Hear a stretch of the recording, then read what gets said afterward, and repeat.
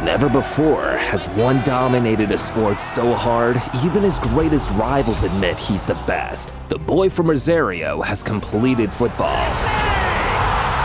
There's nothing left. He's won everything, and his only goal now is to inspire the next generation. The truth is, guys, there will never be another Lionel Messi. Messi was born on June 24, 1987, in Rosario, Central Argentina, and from the moment he first came in contact with football, it was clear the boy was special. His career started at Grandoli FC as a 4-year-old, thanks to his grandma. She fought for him to get into the team, but his talent made him become a neighborhood fan favorite. By the time Messi turned 11, Newell's old boys came calling. They'd seen Messi play and were convinced he was the next big thing to come out of Argentina. And at Newell's, Messi was turning out to be a revelation. The coaches were so impressed, they were convinced he was going to be a star. The only problem was that Messi wasn't growing like the rest of his teammates, and after the doctors and his parents got involved, they realized Messi had a growth hormone disorder that didn't just make his growth stunted, it was also affecting his life.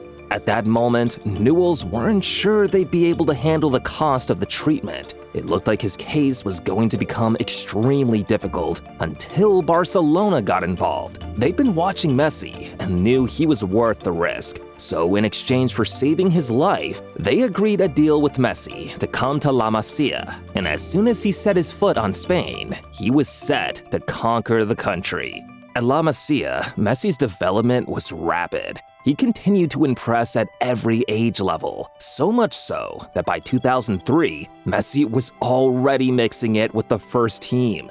In the early years, he was in and out of the team, but pretty soon, it became clear to the coaches that they couldn't keep Messi out. The guy almost started a war between Spain and Argentina just to see which national team he would play for. Messi chose Argentina in the end. He won the Under-20 World Cup in 2005 after being voted as the best player. He finished the tournament with 6 goals in 7 matches, including both goals in the final to seal the win for Argentina. Messi came back and continued to improve even more. By 2006, he was already a regular in and out of the first team. And it was injury that prevented him from making the Barcelona team that won the Champions League in Paris in 2006. But no matter how long he was out for, it's almost as if Barca was prepared to wait for him. And you can't really blame the club, especially after Messi dropped goals and performances like this.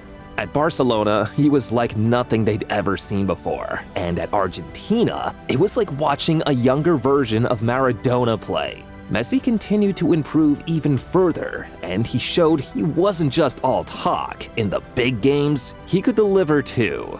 He scored a hat-trick in his first El Clasico game versus Real Madrid at the Nou Camp. There was no doubting it, the kid was talented. It's almost as if he'd been ordained by football royalty himself. His first goal for Barcelona, he was assisted by Ronaldinho, the club's main man. And Ronaldinho believed in Messi's talent so much, he saw something the rest of the world hadn't seen yet and told Kobe Bryant, "If you think I'm good, see this kid over here. One day, he will be the best in the world."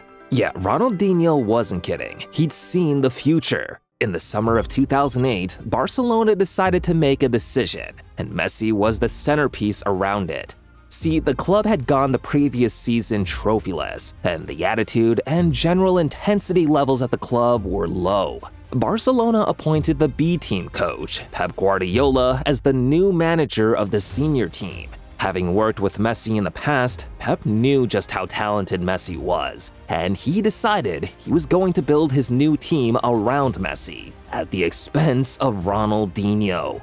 Ronaldinho left. Messi took the club's iconic number 10 jersey, and in the first season that followed this, Messi was unplayable.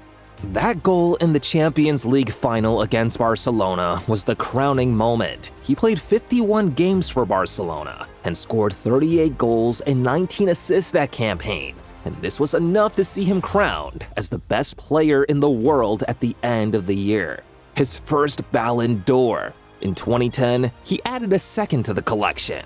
Messi was part of the Argentine team that played at the World Cup in South Africa, although in truth, his competition was largely disappointing. He failed to score in the competition and watched his team get thumped 4-0 in the quarterfinals versus Germany. Messi returned to Barcelona and continued the good form too. His numbers went up. In 2011, he played 55 games for Barcelona, bagging 53 goals and 27 assists in all competitions. Unreal numbers. Messi made it a third Ballon d'Or at the end of the year. But now, guys, it's into the 2011-12 season for Messi. And this was a period he took football by storm and broke countless records along the way. Now, the context of Messi's 2011-12 season was in the context of a 24-year-old being talked about as the greatest of all time. Once this sinks in, there's no going back. He became the first La Liga player to hit 50 goals in a season. He had 22 multi-goal games where he scored at least twice, scored 3 hat tricks, bagged 4 goals twice, and even managed to put 5 against Bayer Leverkusen in the Champions League. His 50 goals in the league were more than 61 out of the 98 teams in Europe's top 5 leagues. Messi had a grand total of 73 goals in 60 games and hit 29 assists in the process too. I think it's safe to say he more than deserved a 4th Ballon d'Or in a row, especially after ending the year by breaking Gerd Muller's record for the most goals in a calendar year, with 91 in 2012. Never before seen numbers, Messi was a god amongst footballers. In the summer of 2014, he was out with Argentina again. This time at the World Cup, he almost took the team all the way.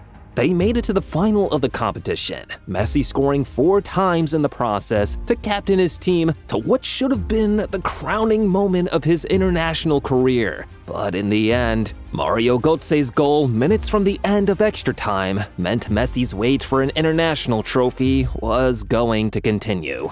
He came back to Barcelona, and together with Luis Suarez and Neymar, the trio formed what became known as the MSN, perhaps the most lethal attacking force in the history of football. In their first season, they won another treble, a second in 6 years for Messi. The MSN contributed to over 120 goals that season, and he took on the bulk load. With 58 goals and 31 assists in 57 games, Messi was making out-of-this-world numbers seem completely ordinary. At the end of the year, he added another Ballon d'Or to his collection, a 5th, the first player to ever get 5 Ballon d'Ors. By 2016, he had another chance of finally winning major silverware with Argentina at the Copa America finals in Chile.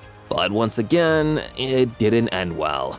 This one proved to be a very hard pill to take for Messi. He announced his retirement from international football after the competition, only to come back, yet. And on an individual and club level, Barcelona was struggling. By 2017, Neymar had left. The MSN was now just Messi and Suarez. Cristiano Ronaldo had won 2 more Ballon d'Ors to equal Messi's total of 5.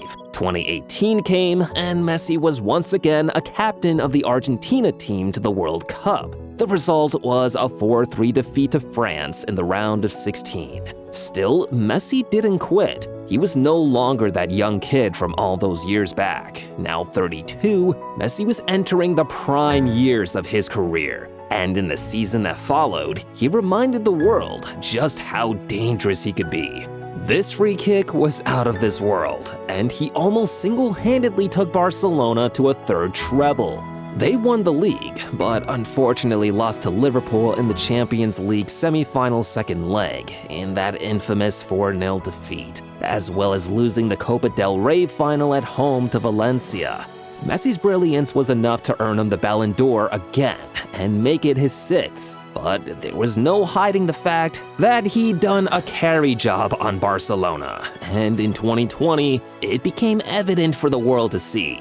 That 8-2 defeat to Bayern Munich should have been the final straw for Messi. He wanted to leave, but the club managed to convince him to stay, and he had good reason to. In 2021, Messi finally won big with Argentina.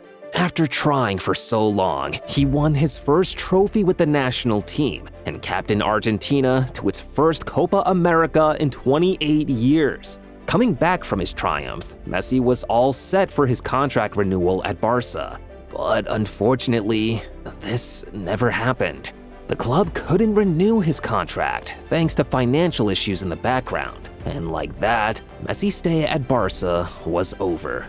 He dominated throughout his stay at the club. Apart from becoming the club's all-time top scorer, he finished as the all-time top scorer in La Liga history, with 474 goals and 216 assists in 520 games, 129 Champions League goals for Barcelona, 672 goals for Barcelona in total. Crazy numbers. Messi's next move was to Paris to join PSG. And while his time at the club wasn't as memorable as he'd have wanted it to be, with Argentina, Messi went one step further and won the one trophy he'd been searching for all his career.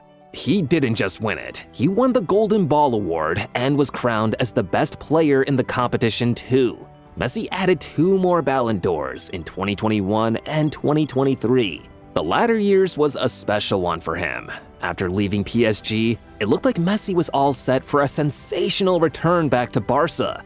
But he decided his European chapter was over, and his next destination was a trip to the States. You see, when he signed for Inter Miami, many believed Messi was at the club on holiday and to just see out the final years of his career. But in reality, Messi was here to become part of a project at the club. He came on as a sub in his first game versus Cruz Azul, and with the team needing a goal to win it in the dying stages of the game, Messi came clutch. What a guy! Messi finished his first season with his new club with 14 goals and 11 assists in 15 matches. He's aged now, but even at that, he was still as magnificent as ever. In the summer with Argentina, he captained the national team to a second Copa America title. It's back-to-back now, and if the rumors are true that he might play in the 2026 World Cup, Messi could do the double at both international trophies and cement his status as the greatest the world has ever seen. I knew he was the GOAT ever since he hit that subscribe button in the goal zone.